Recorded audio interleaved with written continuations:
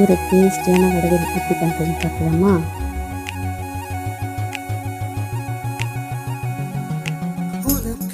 அரைச்ச கடலைப்பருப்பு விழுத ஒரு 10 நிமிஷம் நல்லா ஸ்டீம் பண்ணி எடுத்துக்கலாம்.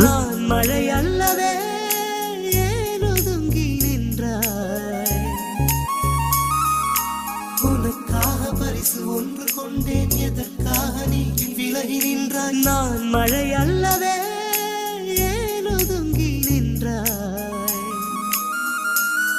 என்னை கண்டு சென்ற கனவே, உயிரை துண்டு செய்த மலரே, வந்து மழையில் ஆடும் மயிலே மயிலே.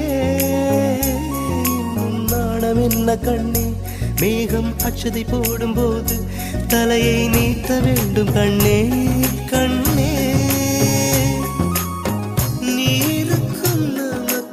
இட்லி தோசை ரெண்டுக்குமே சூப்பராக இருக்கும். நீங்கள் ட்ரை பண்ணி பாருங்க.